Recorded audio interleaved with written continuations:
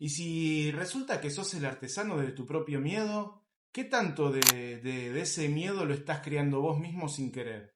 ¿Podés reconocer cuáles son los pensamientos, las costumbres o las creencias que alimentan ese miedo? ¿Es posible desarmar ese miedo que uno mismo se va construyendo? Hola, soy Ale García, consultor psicológico y acompañante de manejo. Desde hace 20 años, un poco más de 20 años, que tengo mi licencia de conducir, desde hace 15 que lo hago de manera profesional, y entre mi oficio en la calle, mi formación como counselor y mi experiencia dedicándome al miedo a conducir, bueno, junto a algunos recursos, algunas herramientas que me permiten ayudarte a transformar ese miedo limitante. ¿A qué hago referencia cuando digo que sos el artesano de tu propio miedo? ¿Que sos el culpable de lo que te está pasando? ¿Que te estás buscando esa sensación desagradable? ¿Que si no lográs o si no lo lográs es porque no lo querés, porque no te lo proponés? Nada, no va por ahí. Lo primero que hay que saber es que el miedo es una emoción que tenemos todos los humanos y de hecho todos los animales. Y que si no fuese por el miedo no tendríamos un instinto de supervivencia o la necesaria precaución para afrontar distintas situaciones, ¿no? Que tienen un cierto grado de peligro o de riesgo. En otro momento charlamos de la diferencia entre riesgo y peligro. Es un lindo temita. En definitiva, no está mal tener miedo. El problema es cuando ese miedo te domina y te convence de que no podés conducir. Te tengo una buena noticia. Hay condiciones que operan sobre la situación conducir y que no están al alcance de tus manos. Por ejemplo, lugares en los que es más difícil encontrar un estacionamiento, factores climáticos que alteran el entorno, como la lluvia, como la niebla, solo por mencionar algunas que incluso a mí, que hace más de 20 años que manejo, me generan algún grado de incomodidad o de malestar. Acá viene lo bueno. Hay ciertas cosas sobre las que sí podés operar para poder empezar a hackear ese miedo, que deje de ser un sentimiento que te domina, que te impide salir, que te hace pasarla extremadamente mal y que pasa a ser un aliado que te ayude a afirmarte sobre la precaución y sobre la confianza. Hoy te comparto 4 claves, consejos, pon el nombre que quieras. La primera, reducir el miedo a la mínima expresión. Si el caudal emocional con el que medimos nuestra tolerancia al miedo fuese como un tanque de nafta, tenemos que estar conscientes de cuántas rayitas tenemos disponibles y qué tan rápido se gasta antes de proponernos emprender este viaje. Identifica cuáles son las situaciones que más te cuesta enfrentar, que te generan más dificultad y los síntomas que te invaden y que te impiden hacerlo, para poder empezar a dar pequeños pasos progresivos desde ahí, desde ese lugar. Dicho de otra manera, si tu miedo genera que ni siquiera te quieras subir al auto, no sirve de nada que te propongas visitar a tu primo que vive a 60 kilómetros, a 2 horas de viaje, porque no sabemos si la reserva emocional que necesitamos para afrontar ese objetivo resulta suficiente. Y el costo de no lograrlo, de que se gaste ese tanque, y es bastante alto, es enfrentarse a la frustración, a la angustia y confirmar creencias limitantes. No puedo, no es para mí, no sirvo. Esas son creencias limitantes. En ese caso, el primer paso es subirte al auto, ponerlo en marcha, encender las luces, activar el limpiaparabrisas.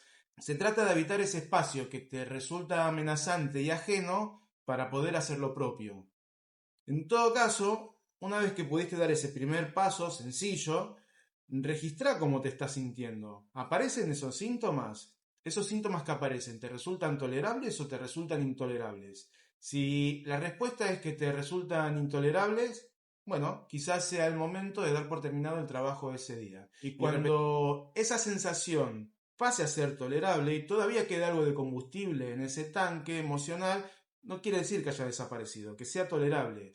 Es que habrá espacio para dar un siguiente paso, que podría ser mover un poco el auto hacia adelante, hacia atrás en línea recta, para poder empezar a sentirlo, dar una vueltita a manzana y otra vez registrarte, ver cómo te sentís.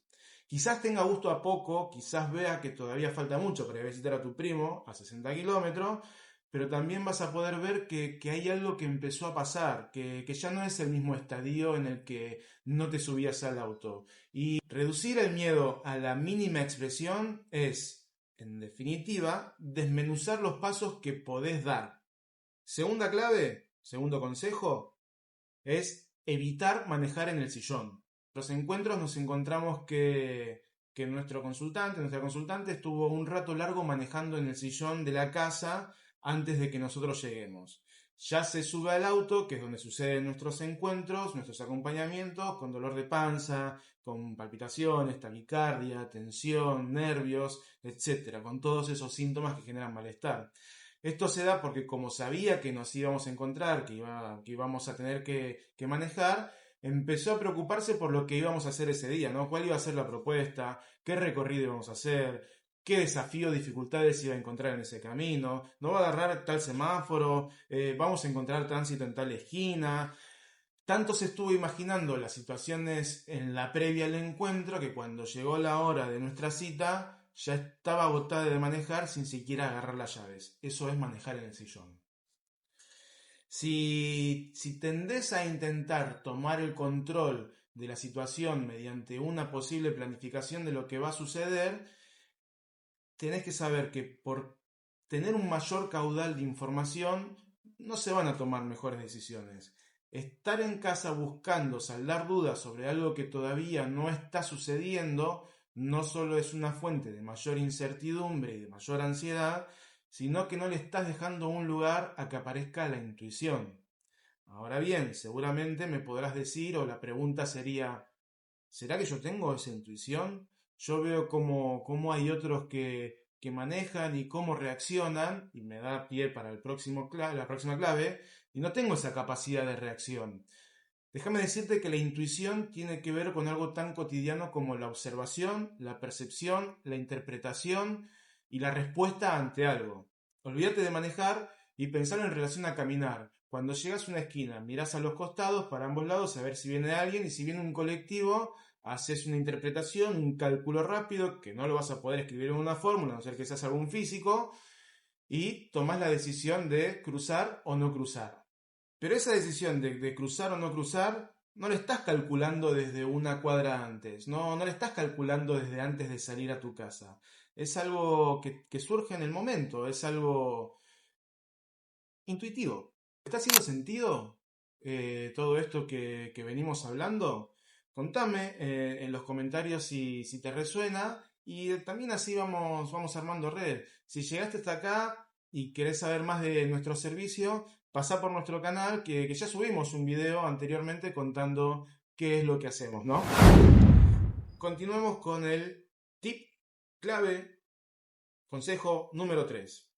No compararse. Cuando uno se compara tiende a hacerlo con alguien a quien considera una referencia en la materia, ¿no? Si yo me voy a comparar con alguien por mi habilidad como cantante, no lo voy a hacer con mi vecino, me voy a comparar con Abel Pintos o con Nahuel Penisi, a no ser que justo uno de ellos dos sea mi vecino, que no lo son.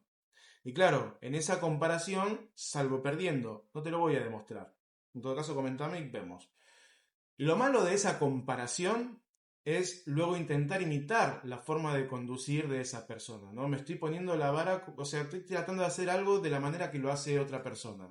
Te cuento la charla que tuvimos con una consultante cuyo miedo era salir a la autopista. Ella ya tenía experiencia manejando en ciudad, lo hacía habitualmente en calles, avenidas, sin mayores inconvenientes. Y en el proceso fuimos charlando de los distintos factores que favorecían a su creencia de que no iba a poder manejar en ese contexto, ¿no? Uno de los cuales era que se comparaba con su pareja, a quien observaba mientras conducía por el carril de sobrepaso de la autopista, conocida como carril rápido, y en ocasiones realizaba maniobras en las que demostraba reflejos que ella dudaba tener. Además, estaba convencida que tampoco iba a poder reaccionar ante imprevistos que requirieran de ella una reacción rápida. Ella se había creado la idea de que para conducir en la autopista tenía que hacerlo de la misma manera de su pareja, que era la referencia que tenía. Con el correr de los encuentros pudimos ir desarmando este mito, ¿no? Pudo ir descubriendo cuál era su manera de conducir y descubrir que no hay solo una manera, que podía elegir otro carril, que podía elegir otra velocidad a la que se sintiera cómoda, que resultó, en definitiva, ni ser tan alta como la que pensaba que tenía que ir, ni ser tan lenta como pensaba que le iba a gustar ir.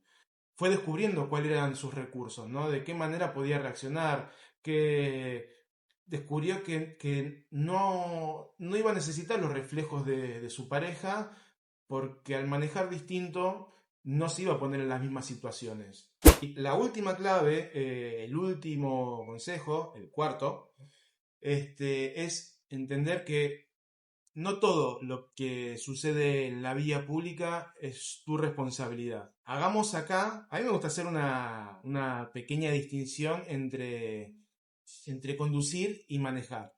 Por lo menos acá en la Argentina, cuando hablamos de conducir y manejar, nos estamos refiriendo exactamente a lo mismo, en subirse a un vehículo y trasladarlo del lugar A al lugar B. Pero etimológicamente hablando, el origen de la palabra, podemos encontrar una linda diferencia, ¿no? Manejar tiene que ver con manipular, con lo que está al alcance de la mano. Y conducir tiene que ver con hacer con todo el contexto, con todo lo que sucede, con la gente que está alrededor, con un montón de cosas que yo no puedo manipular, con el clima, con el tránsito, etc. Entonces, el acto de conducir o de manejar, como sea que te siente más cómodo nombrarlo, implica manipular algo que está a nuestro alcance, que es el auto, en un contexto sobre el que no podemos operar. Insisto, el tránsito, las condiciones del camino, el clima, etc. Pero nuestra experiencia en los acompañamientos, algo que resulta una gran fuente de tensión, es cuando quien conduce está intentando controlar aquello que no está al alcance de su mano. Yo puedo tomar distancia con el auto que tengo adelante, pero no puedo manejar la distancia con que el de atrás toma conmigo, por nombrar alguna de esas situaciones. En algún punto, eso implica confiar en el criterio de los demás, que podrá ser bueno, podrá ser malo, podrá ser más conservador, podrá ser más audaz, podrá ser más prudente o más temerario, pero no importa para qué lado vaya ese otro conductor, nadie sale a la calle con ganas de chocar. Y si está decidiendo realizar una maniobra, es porque hay algo que observa que cree que le permite hacerlo. Pero ante todo eso, lo que sí yo puedo hacer es conducir de una manera prudente y que me permita alejarme de esos puntos de conflicto. Conducción defensiva, en otro momento lo charlamos. Que me permita ser previsible para aquellos que están decidiendo hacer algo que sea distinto a lo que yo decida, ¿no? Para resumir un poco lo que fuimos hablando en este rato, no podemos elegir si sentir miedo o no, ya que como toda emoción, el miedo es una respuesta fisiológica ante la aparición de algún estímulo.